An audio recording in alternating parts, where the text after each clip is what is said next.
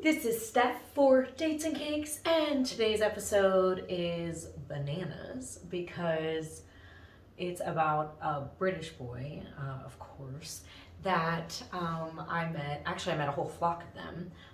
There was at least 20. I didn't get a head count. I guess I'm topping out on jokes, but I went on this pub crawl and in Eastern Europe and met this guy that made me think banana puddin is gonna be the best recipe for this situation. But since I'm in Europe, I could not find vanilla wafers. So we're doing like a European spin on it, or really a British one, bloody hell. That was terrible, I know. Because all they have is biscuits, which makes me wonder where's the gravy.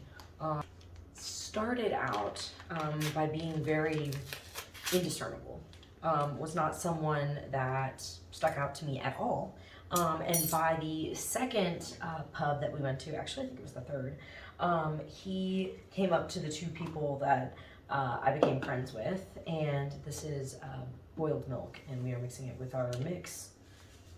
This is equivalent to Jello, I guess, like the Jello pudding mix. We'll find out. Puddin. And he came up to the couple that I was with and introduced himself to both of them. They were both on each side of me.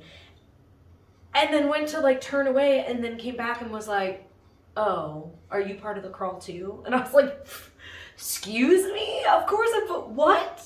I'm taller than both of them and I'm American, so I'm not always the quietest.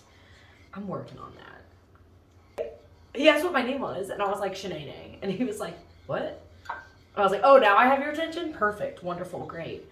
And the two Brits next to me were just cracking up. They're like, "Oh my gosh, this encounter is fantastic." They didn't use the word fantastic. Brilliant is the word they used. So the very next pub, he tries to buy me a drink, and I'm like, "Oh, okay, now you're." It's bananas because it worked. Because out of all the Brits there, I was like, well, you're gonna give me attention because I do exist. I hate that worked, but it sure did. And okay, so this is thickening. So this Brit was very blunt and said, "Look, I don't go out trying to catch a bird." And I was like, "The fuck does that mean?" I know why the cage bird sings. Apparently this is what they call girls. He's like, because then if I make my whole night about that, then if I don't catch a bird, then that ruins the whole night. He's like, but if I find someone that I find interesting and we have great conversation, then that can be that. But just for the night. And I'm like, what? And he was like, think about it. I have no plans on coming back here. I don't know the next time that you plan on being in the UK, and I'm not looking for anything. So we can either enjoy tonight and that be what it is, or just keep going with the crawl the way that it is, and that's it. Not exchange numbers or anything. I just thought that was the most blunt approach I've ever heard. But the intent, the expectations being set was actually kind of nice, because I was like, well, take it or leave it. This is what it's going to be. There's no leading on or anything like that, and no need to, crumble, when it doesn't work out the way that you wanted it to work out. So I had braced myself for not hearing from him again. What? Oh, I already got these off in 7th grade. But so when he messaged me, I was super confused, and all it was him saying, "I have intimacy absence blues." And I was like, "What is that a concerto? Like, what is that?"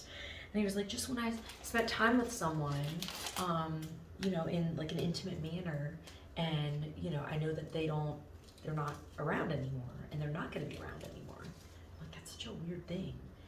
And then that was it. Like, never really heard from him after that again.